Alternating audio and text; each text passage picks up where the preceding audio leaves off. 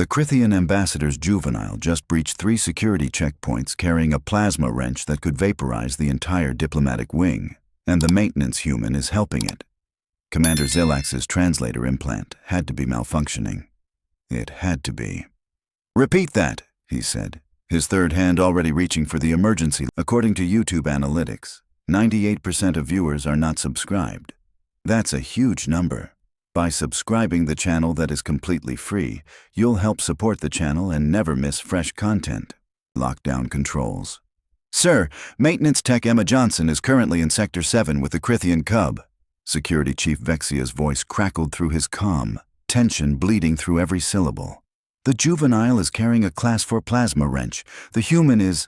she's teaching it proper lifting technique." The council chamber fell silent. Ambassador Korvax, all 7 feet of apex predator dignity, went completely still, his breathing apparatus clicking rapidly in what Zilax had learned to recognize as barely controlled panic. "My offspring," Korvax said quietly. "Escaped containment?" 17 minutes ago, Ambassador," Vexia confirmed. "It bypassed 3 security doors, accessed the maintenance bay, and acquired a plasma wrench from the restricted equipment locker. Standard protocols prohibit physical intervention with Critian juveniles without explicit parental consent, and by the time we located the cub, the human was already... "Already what?" Zilax demanded, pulling up the security feed on his tablet. The image that appeared made his primary heart skip simultaneously. There, in perfect high-definition clarity, was Emma Johnson, 5.5 feet of thoroughly unremarkable human maintenance worker in a grease-stained jumpsuit, crouched beside a Critian juvenile. The cub, barely 3 feet tall but already sporting the characteristic ridge spines and retractable claws of its species, was indeed clutching a plasma wrench nearly as long as its entire body.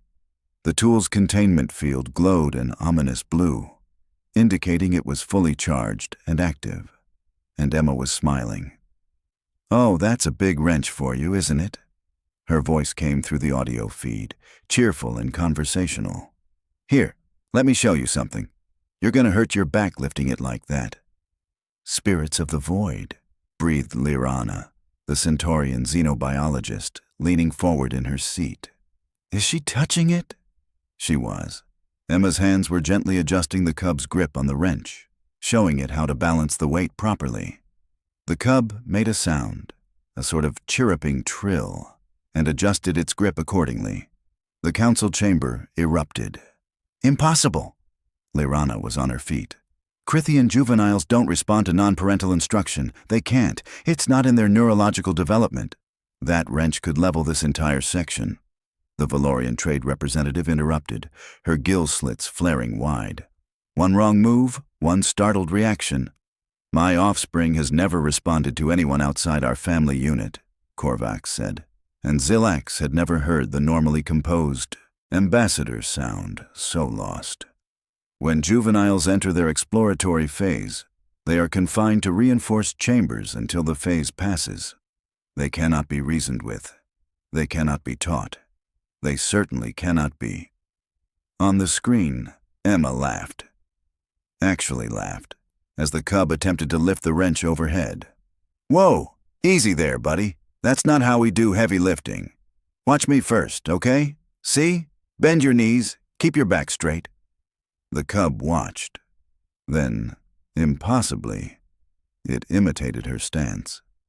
"Get me the Galactic Council," Zilax said, his voice barely above a whisper. "Code paradigm shift." "Sir?" Vexia asked. "Do it, now." He couldn't look away from the screen, where Emma Johnson was now guiding the Critian cub through what appeared to be a basic maintenance task. The deadly plasma wrench now serving as an ordinary tool in their impromptu lesson. "And someone find me every piece of data we have on human child rearing practices. Every single file.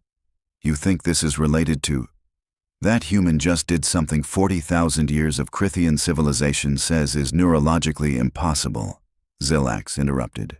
"She made an apex predator juvenile cooperate through nothing but verbal instruction and gentle guidance. Either our understanding of Critian biology is fundamentally flawed, or humans possess some capability we've completely failed to identify.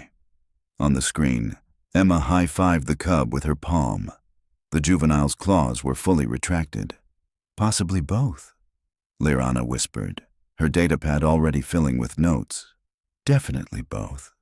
Ambassador Korvax remained frozen, watching his offspring, his dangerous, uncontrollable, necessarily isolated offspring, play act at being a maintenance worker alongside a human who treated the situation with all the gravity of helping a neighbor's kid with homework.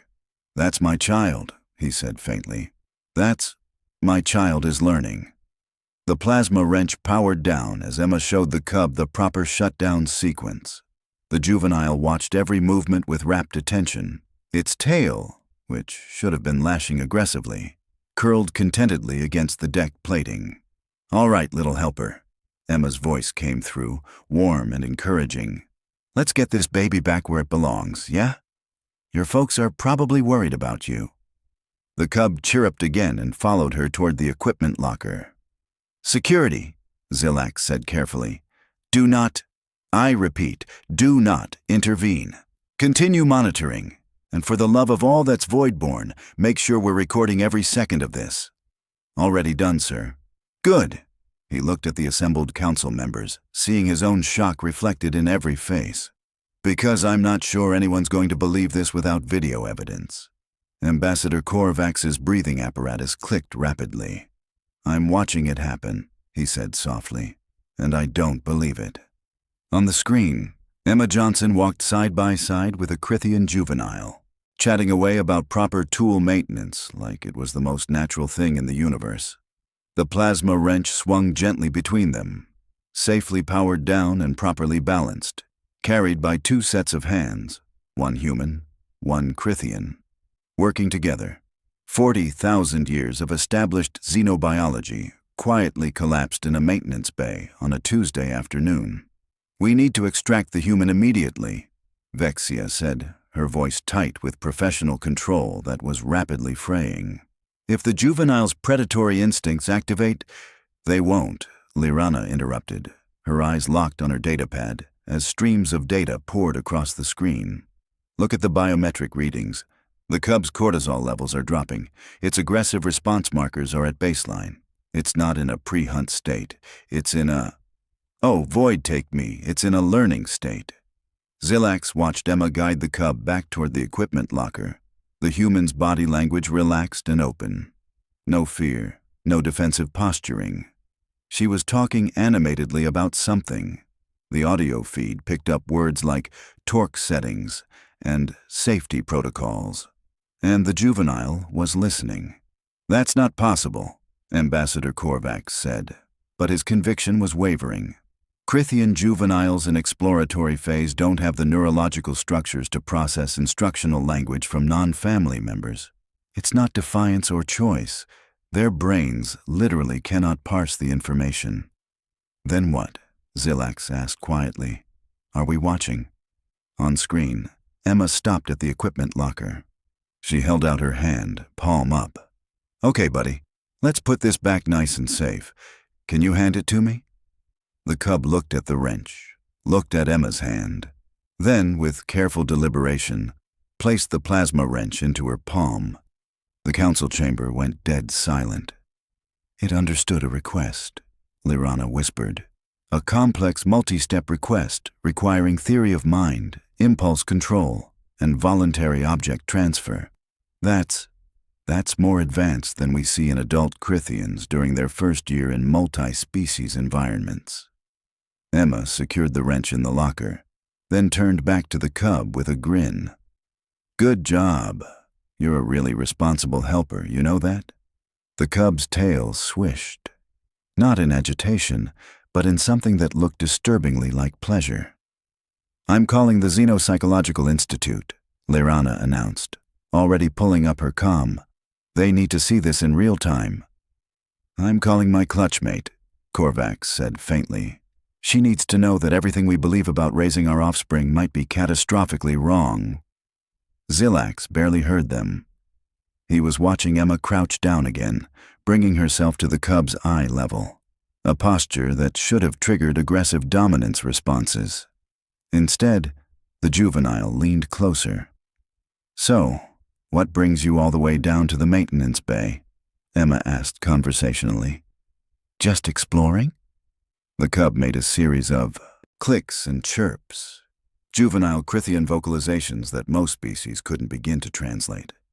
They were considered pre-linguistic, instinctive, meaningless. Emma tilted her head, considering. "Yeah? You wanted to see how the big tools work? That's pretty cool. I like learning about how stuff works too."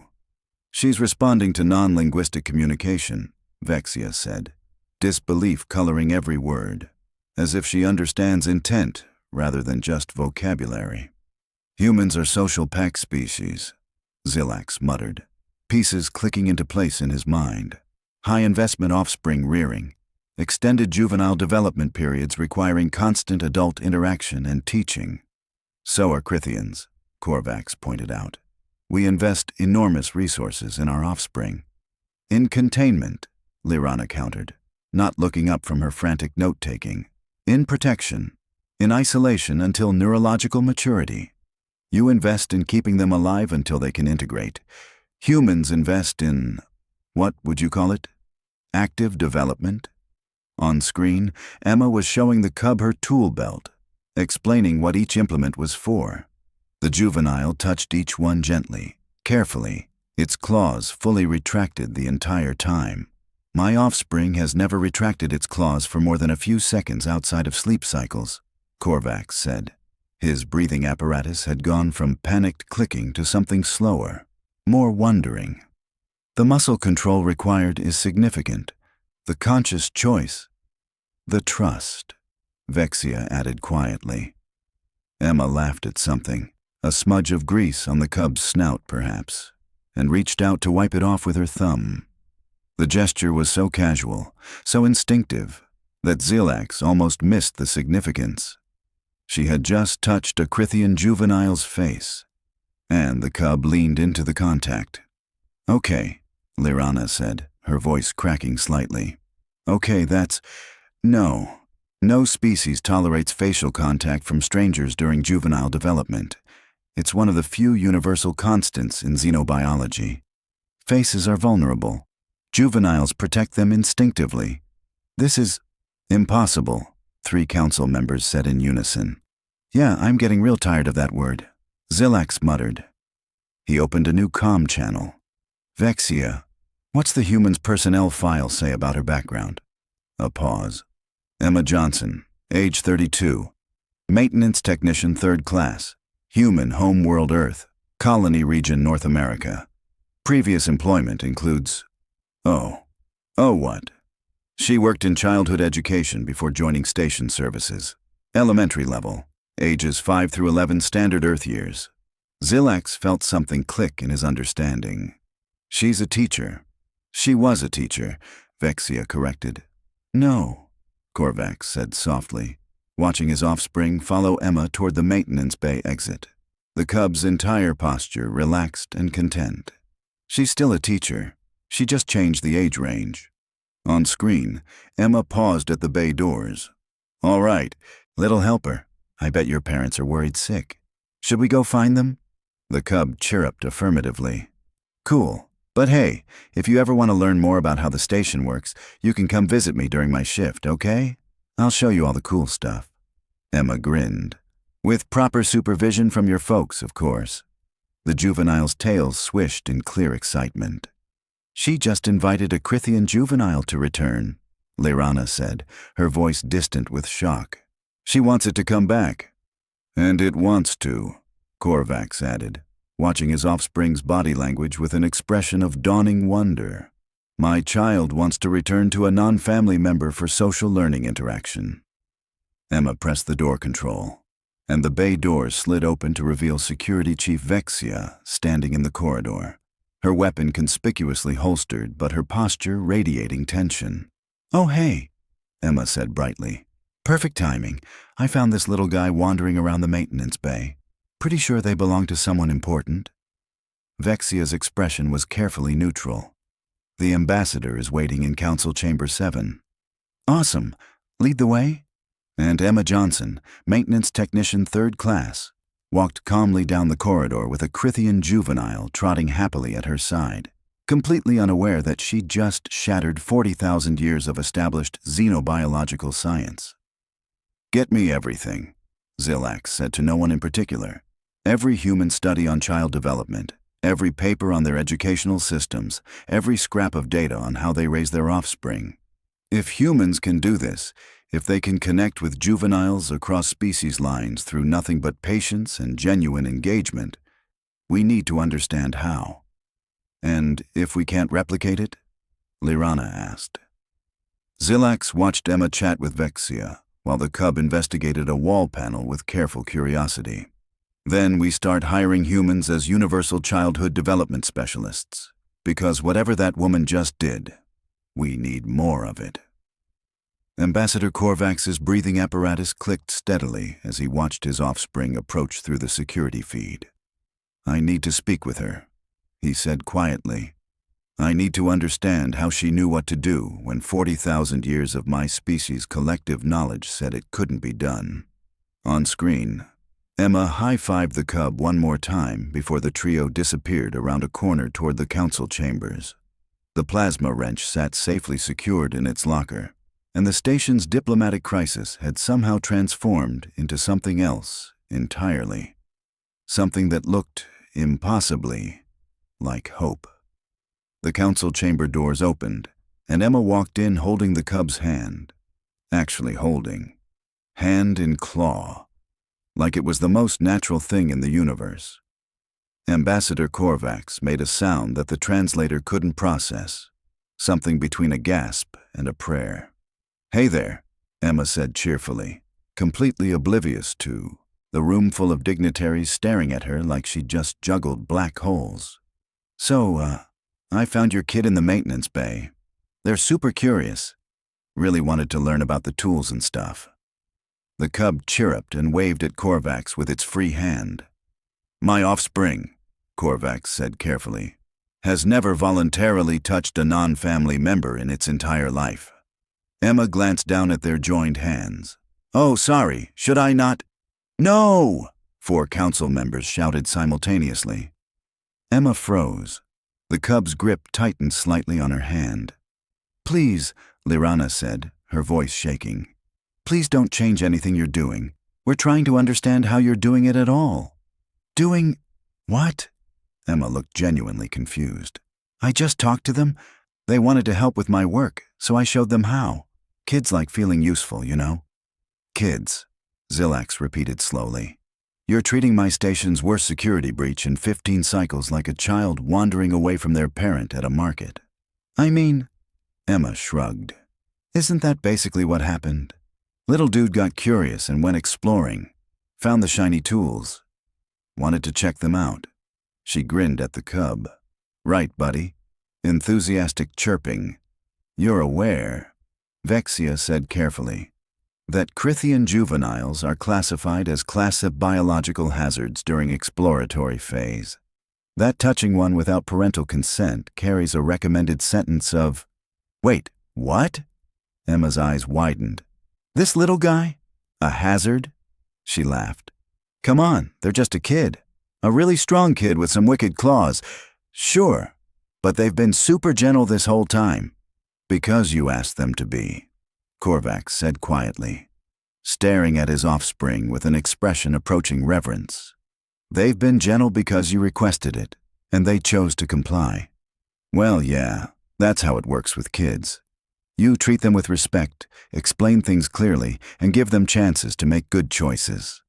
Emma tilted her head. How do you guys normally handle this phase? Reinforced containment until neurological maturity, Lirana said, her fingers flying across her datapad. Approximately 8 standard months of isolation with minimal family contact to prevent triggering aggressive bonding responses. Emma's face did something complicated. You lock them up for 8 months.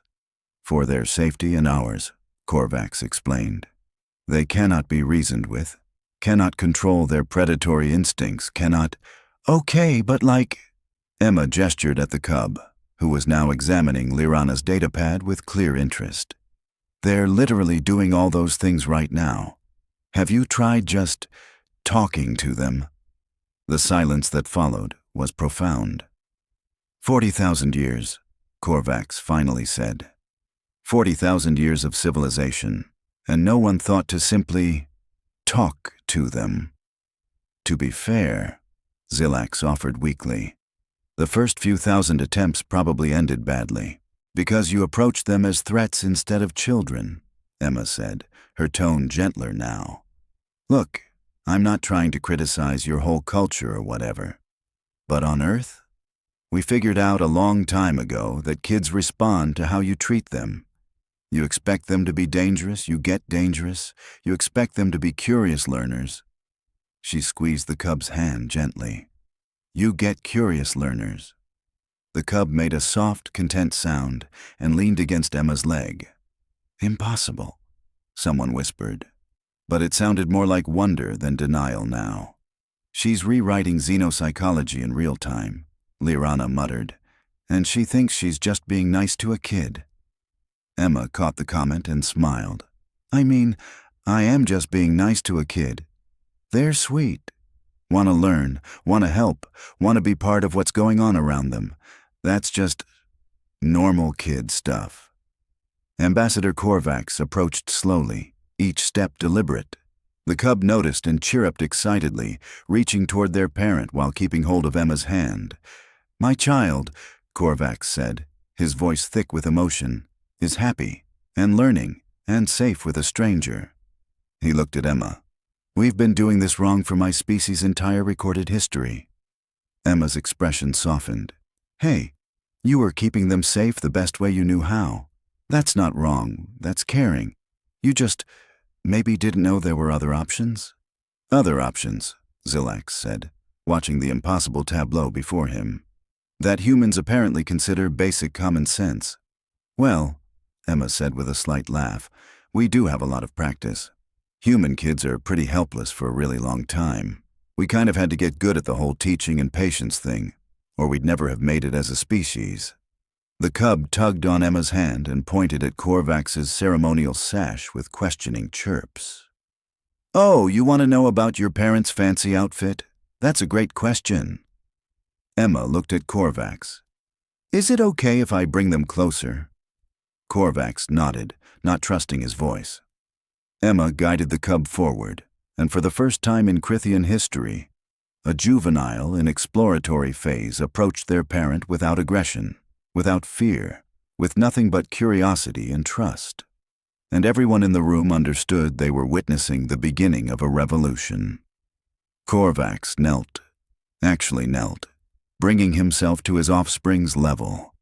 The cub released Emma's hand and approached, touching the ceremonial sash with gentle, curious fingers. This represents our family line, Korvax said softly, his voice catching. 12 generations of ambassadors. The cub traced the symbols, chirping questions. Yes, Korvax answered, tears forming in his eyes, a biological response most species in the room had never witnessed from a Critian. You'll wear one someday, when you're ready.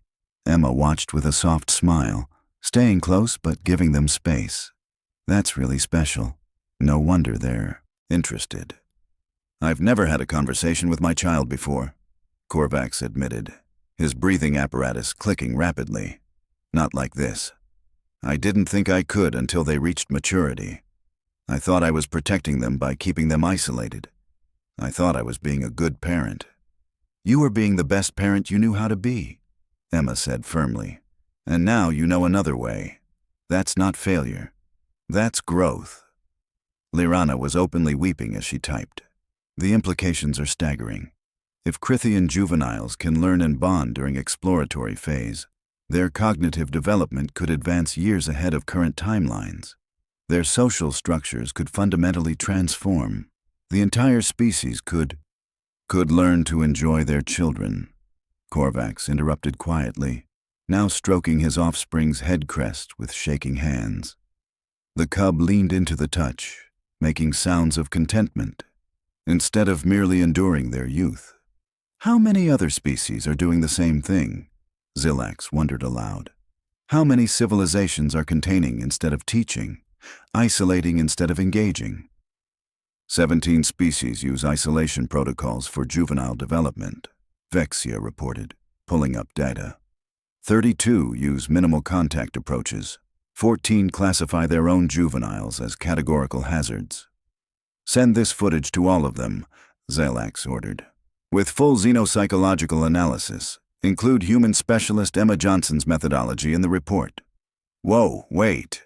Emma held up her hands. Human specialist? I'm a maintenance tech. I just helped a lost kid.